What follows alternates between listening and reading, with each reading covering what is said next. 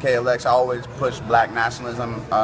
You know, as a black nationalist, I picked up on that from like just from study and you know, reading Malcolm X and all that type of stuff. And he was talking about how his social, economic, political philosophy is black nationalism. So I adopted that wholly.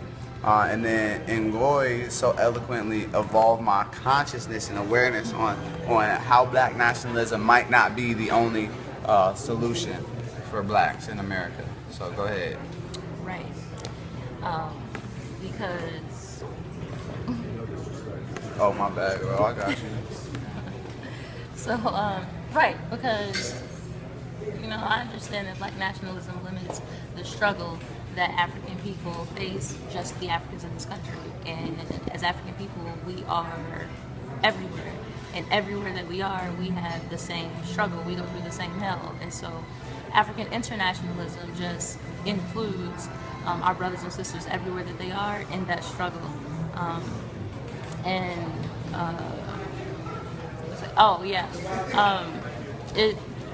think that black nationalism is a part of what the end goal is, which should be African internationalism. I don't think that we should just simply strive for black nationalism and stop there, because that doesn't speak to the needs of oppressed people everywhere. That doesn't resolve the contradictions in our communities. That doesn't speak to that, you know, revolution being the only solution, and making this a world revolution and not just one in this country. So. Right. So yeah, when I heard her say that, wait, how would you explain the difference between black internationalism and Pan-Africanism? Is there synonymous? Are they interchangeable? Is that the same thing? I think when people look at the definition of African internationalism, they get a lot of Pan-Africanism, and they think that it's the same works, but the main difference would be the class question, because Pan-Africanism speaks to the talented tenth. You know, they say they want to take the best of the best, like the cream of the crop, back to Africa, and just as there are some Negroes that are no good here, they won't be any good in Africa either. And we're saying that every contradiction in our community is a result of colonialism, and even that so-called no-good Negro is a product of this system that was inflicted upon us and imposed on us. So we want freedom for everybody. Everybody got to be free. Cousin Pookie, Uncle Ray Ray, the doctors, the lawyers, everybody has got to be free. And the struggle for African liberation is in the hands of the African working class.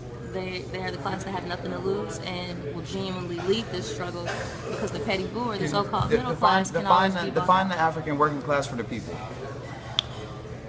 Like, how would someone qualify for that? Is they're black and they have a job, or no? That is the people that sit right at or above or around the poverty line. They don't classify as the middle class.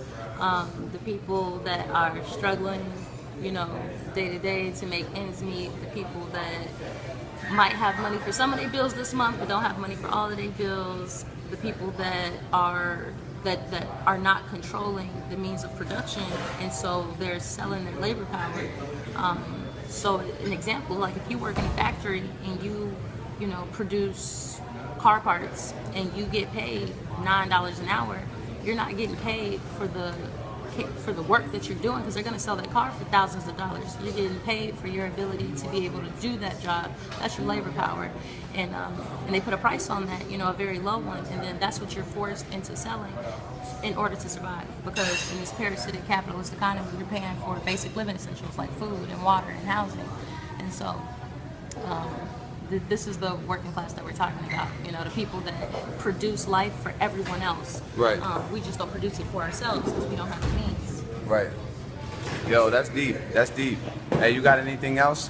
Because I think you covered a lot. She just covered a lot. Y'all need to watch this video twice or 3 times to make sure y'all catch on all the jewels that she dropped. How do they get connected with you or your organization? Well, you can find me on Facebook, Ngoy Folayan. I'm sure KLX will tag me in the video, so just follow my page there. But even more importantly than that, I would encourage you to look into the Uhuru movement, which is the umbrella for all of the organizations. I'm a member of the African People's Socialist Party, and then we also have the International People's Democratic Uhuru movement, which is the mass organization. So for anyone, you know, we meet people at the political door and usher you into political life so that you have that same understanding and that you can fight, you know, and get engaged in that revolutionary struggle. So you could go to www.npdum.org. That's INPDUM, www.npdum.org. And if you are interested in joining the party, the African People's Socialist Party, you can go to www.joinapsp.org. All right, and if they want to get connected with you specifically, like if they ain't around the geography that you're around, what area of the world are you in these days? Currently, I'm in DC, but I'm in Oakland, California until the end of the month, and then normally I'm in Southern California. I live out in the high desert, but I'm in the LA area, LA, Vegas. If you in either one of those locations, you know, it's 2 hours from me, so we could definitely link up.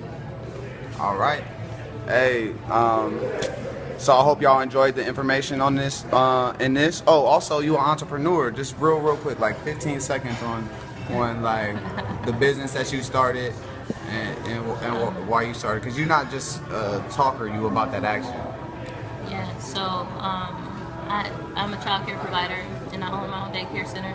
And really, it was a way to get out of corporate America and get off that corporate ladder and to sustain myself. And not only that, you know, I was looking for a way to get involved in a revolution, and I understand the importance of the youth, and our enemy understands the importance of the youth, and that's why they indoctrinate them from such an early age. And so I went into childcare with the focus of starting a preparatory academy and a homeschool network for sisters who don't want to put their children into the system but don't have the means to not work. This was sort of a way to do it. And then I came into the Uhuru movement, and I also had some prior experience baking. My sister and I opened a bakery in Illinois before I moved to California. And so with that experience, I accepted a position as the head baker for Uhuru Foods and Pies. And that's actually why I'm in Oakland for the month, because we're working on some product development and pushing this pie campaign through the months of November and December, and hopefully extending it long term. So we'll see how that goes. But that's what I got going on. For sure. And so as you see, she's a real life activist, blacktivist in the fight for the people. You feel me? Every single day. Something else to say. Okay. And not only that though, so with the Uhuru movement, one thing that the Uhuru movement has that many other organizations don't is physical institutions and plans in place to carry out all of the things that we want to see for our people and for ourselves. An independent African economy, commerce for and between African people.